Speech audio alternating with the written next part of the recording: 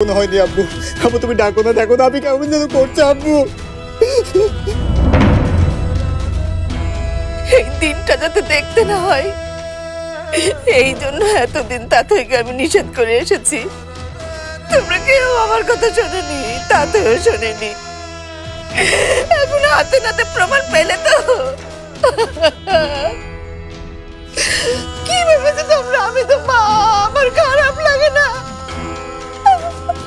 আমি কি পাথরের তৈরি?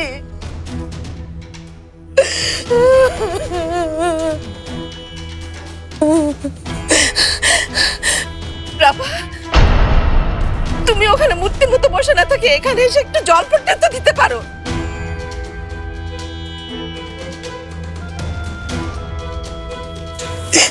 কিছু হবে না, কিছু হবে না, কিছু হবে না, তোর আপনি কিছু হবে না, কিছু হবে না বাবা, কিছু হবে না, কিছু হবে না।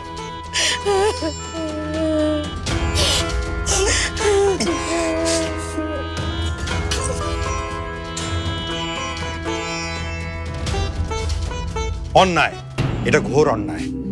আপা একটার পর একটা অন্যায় করে যাবে, অথচ এর কোনো প্রতিকার নেই।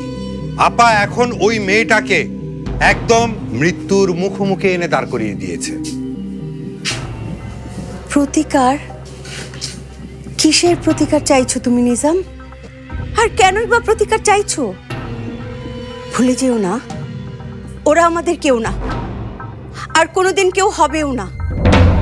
আপার বিরুদ্ধে দাঁড়াবার সাহস বা ক্ষমতা তোমার আমার কারোরই নেই। যেখানে আমাদের কোনো ক্ষমতাই নেই সেখানে চুপচাপ মেনে নেয়াই ভালো। আর একটা কথা মনে রেখো নিজাম, আপা যা করছেন সেটা আমাদের জন্যই করছেন। ভুল কথা, মিথ্যা কথা। আপা যা করছে তা সব তার নিজের জন্যে। এ জীবনে আসার আগেই আপা তন্ত্র, মন্ত্র, কালো জাদু সব প্র্যাকটিস করে এসেছেন। এখন সেইটাই সে জীবন হিসাবে নিয়েছে। আপার এক চোখে হলো কালো জাদু, আরেক চোখে হলো মানুষের প্রতি ঘৃণা। আর ওই ঘৃণায় মেয়েটা ক্রমে ক্রমে শেষ হয়ে যাচ্ছে। কিন্তু না, এসব আর চলবে না। কি করবে তুমি? যদি তাথইয়ের একটা কিছু হয়ে যায় আজকে, সিলসিলা মনে রেখো, আমি আমার আপাকে ছাড়বো না। আমি ভুলে যাব উনি আমার বড় বোন, আর আমি এও ভুলে যাব যে উনি আমার রক্তের কেউ। আসুন ডাক্তার সাহেব, আসুন। এই যে আমার মেয়ে মাথাটা ঘুরে গেল, তারপর প্রচন্ড জ্বর, জ্ঞানই ফিরছে না। শান্ত হন আপনি প্লিজ, আমি দেখছি।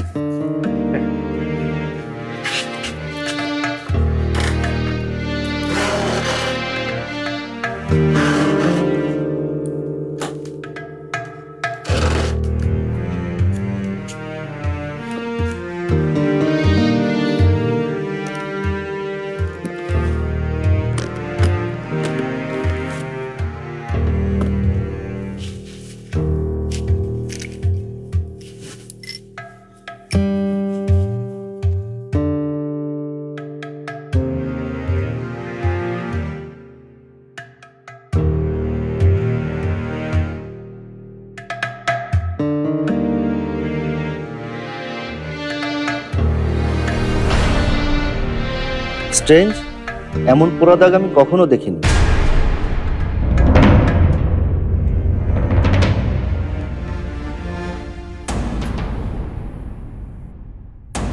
সর্বনাশ, এত বেশি টেম্পারেচার, এটা ইম্পসিবল। কি হয়েছে ডাক্তার সাহেব? কি হয়েছে আমার মেয়ের? কি যে হয়েছে সেটা তো আমিও বুঝতে পারছি না। টেম্পারেচারটা এত বেশি, এটা কোনোভাবেই স্বাভাবিক না।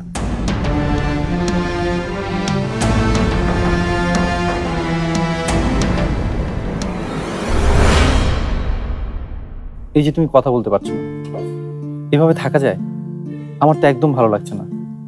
আচ্ছা শোনো না, আজই ডাক্তারের কাছে চলো।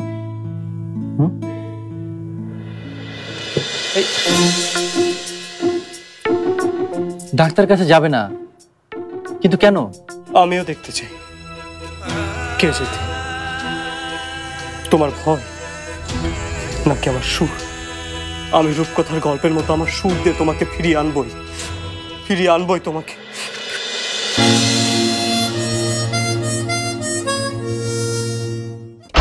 তাথুর কি করবেন না সেটা আমার জানার দরকার নেই, কিন্তু আমার কণ্ঠ ফিরিয়ে দিতে হবে, ঠিক 2 দিনের মধ্যেই ফিরিয়ে দিতে হবে। এই খবরদার, একদম না। আঙ্গুল তুলে কথা বলবি না। কি ভেবেছিস তুই আমাকে? হ্যাঁ, কি ভেবেছিস?